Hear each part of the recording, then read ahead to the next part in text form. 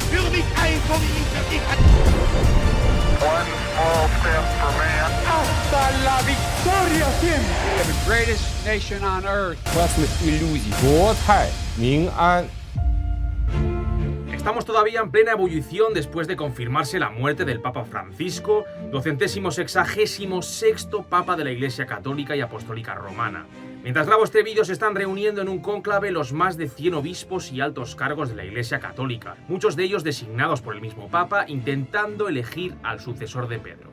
Como veis, el mismo Papa Francisco gozó de cierta autoridad para poder escoger al menos a los candidatos a su posible sucesión. Pero este poder palidece, son apenas migajas si lo comparamos con el gran poder que ha representado la institución papal durante siglos. Desde su fundación allá por el siglo I, pasando por los siglos de crecimiento durante la Alta Edad Media, después de la legalización del cristianismo en el Imperio Romano, tras el Edicto de Milán en el 313, pasando también por los siglos de auge a partir del siglo X, momento en el que la institución papal trasciende en su papel de mero referente religioso, pasando a ser uno de los actores políticos del momento, de hecho probablemente el de más peso, tutelando y movilizando a emperadores y reyes en todo el continente.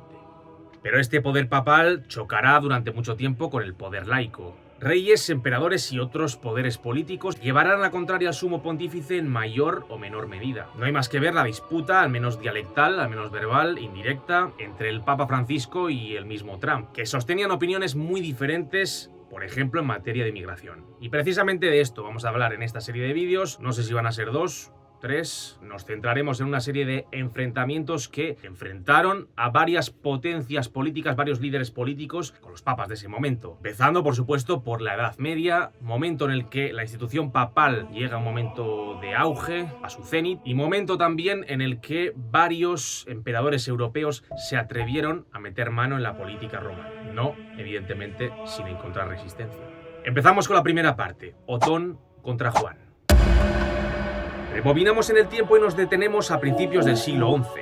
Europa era un continente fragmentado, con decenas de estados descentralizados, reinos algunos y vasallos de reinos muchos otros, que componían una compleja estructura jerarquizada. En ese puzzle, el Sacro Imperio Romano Germánico era probablemente la pieza más importante. El Sacro Imperio era el resultado de una antigua fragmentación, ya que durante el siglo IX, una dinastía franca, la carolingia, que había llegado a su cenit con Carlomagno, se divide en 3 reinos tras la muerte del emperador: Francia Occidental, para Carlos el Calvo; Lotaringia, para Lotario I; y Francia Oriental, para Luis el Germánico, siendo asignada así cada una de las partes a sus 3 hijos herederos. Esta última, la parte oriental del reino, fue objeto de disputa constante entre los sucesores de los 3 hermanos, quedando en manos de una dinastía sajona en el 911. Tras la muerte del primer rey no carolingio, es decir, sajón, de la Francia Oriental, Conrado I, y tras un largo reinado del sucesor, Enrique I, Otón I recoge el testigo. Este reforzará su poder derrotando, por ejemplo, a los magiares, antecesores de los modernos húngaros, que lo reafirman en el trono y le permiten acceder al título imperial.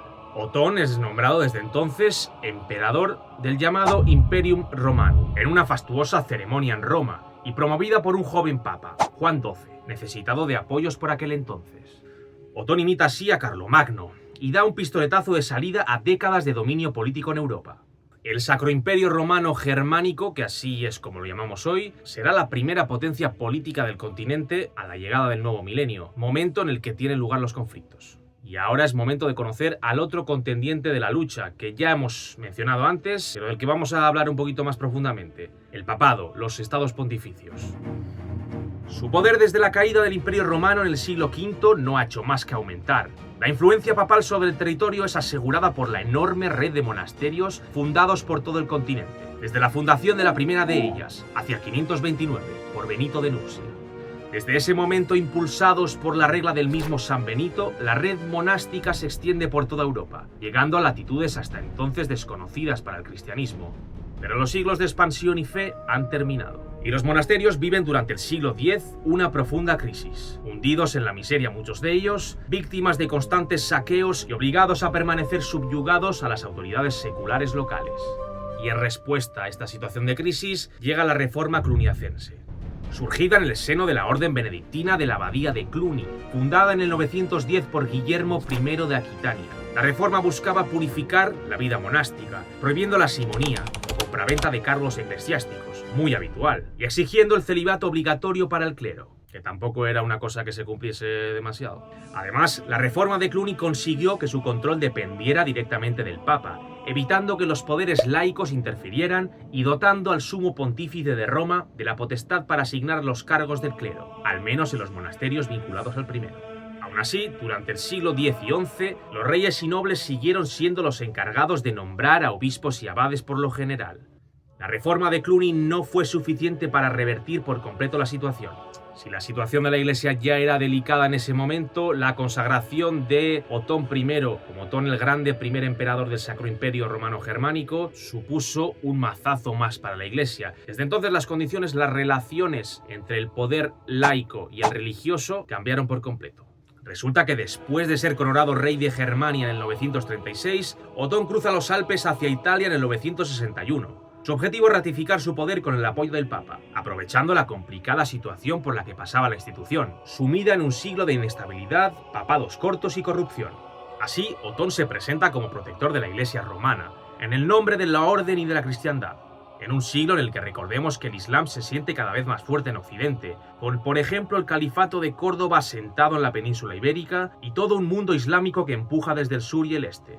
Otón pretende asegurar protección a un papado que ha sufrido ya numerosos saqueos y ataques por parte de estos durante las últimas décadas, y que está gobernado por un joven e inexperto Juan XII, nombrado en el 955 a los 18 años de edad, y que por tanto no llegaba a los 25 años en el momento de la venida de Otón. Hacemos un pequeño inciso para comentar un par de cositas sobre este papa, Juan XII. Y es que si los antecesores de Juan habían sido considerados penosos, Juan XII está considerado como uno de los peores papas de la historia de la Iglesia. Corrupto, vicioso y vulnerable. Es lo más bonito que se escribió de él y lo escribió el coetáneo Benito de Sorate, un monje del monasterio de San Silvestre, a 50 kilómetros de Roma. Le gusta tener una colección de mujeres, escribió. Nos podemos imaginar la catadura moral del Papa, que según una versión murió asesinado a martillazos por el marido de la mujer con la que estaba teniendo actos en ese momento.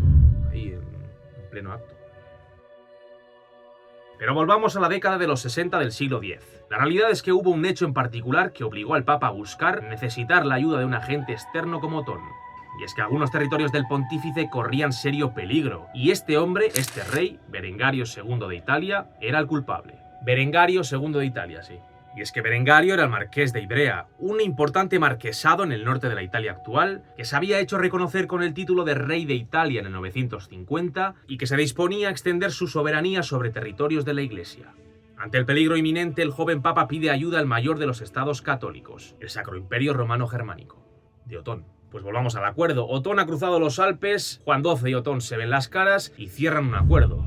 A cambio de la protección militar del monarca, el Papa le concede el título de emperador, y en el documento llamado Privilegium Otonianum, Privilegios de Otón, otorga al emperador la potestad de confirmar o vetar la elección de los futuros papas, dotando al poder laico de todavía mayor poder sobre el religioso, que como he dicho había ya venido a menos. Pero lo que parecía un acuerdo feliz se tuerce rápidamente. En cuanto el recién entronado Otón abandona Roma, Juan XII lo traiciona, conspirando con varios de sus enemigos, incluyendo el propio Berengario, los húngaros o los bizantinos. Otón reacciona. En el 963 vuelve a Roma y depone al joven papa en un sínodo en la Basílica de San Pedro, acusándolo de vida disoluta, de incesto, perjurio e incluso homicidio. Acusaciones que los propios cardenales, obispos y clérigos corroboran. Fin del juego para Juan XII, que abandona forzado el trono de San Pedro. Inesperadamente, León VIII, que hasta ese día ni siquiera era clérigo y que seguramente se trataba de un oficial del imperio, es ahora el nuevo pontífice elegido por Otón, y por supuesto, leal a él. Otón vuelve a abandonar Roma con los deberes hechos, pero el culebrón no había aún terminado. Los romanos, enfadados por la imposición del emperador extranjero, expulsan al recién entronizado León VIII y colocan de nuevo a Juan XII en el poder. Buenas noticias para el joven papa, que de papa tenía más bien poco y que, no sé si por justicia divina, es asesinado, como he dicho antes, poco después, a martillazos, mientras se saltaba el celibato. Que trabaja menos que el sobaco un churrero. Muerto Juan XII, los romanos tienen que elegir al nuevo pontífice, y el elegido es Benedicto V, un cardenal diácono, que tenía fama de poseer amplia cultura. El gramático le llamaban. Pero este también duraría más bien poco. Al enterarse de la deposición de su León VIII, Otón vuelve una vez más a Roma en el 964, y tras apresar al Papa lo manda al destierro a Hamburgo, donde fallece poco después. En el trono de Pedro vuelve a sentarse León VIII, esta vez sí, como único y verdadero papa de la Iglesia. El nuevo papa, el protegido del emperador, tampoco tendría un reinado largo, ya que moriría poco después, el 1 de marzo del 965. Aún así, a su breve gobierno se le atribuirá un documento de especial importancia en las décadas, en los siglos posteriores, la Cessatio Donationum. Documento que supuestamente confirmaba la renuncia por parte del papado a todas las donaciones hechas a la Iglesia por parte de Carlomagno y sus sucesores. Aún así, el Cessatio Donationum, este documento será objeto de debate apenas un siglo después, cuando otro papa y otro emperador volverán a cruzar sus intereses. Pero eso será en el próximo vídeo. Nos vemos en la segunda parte.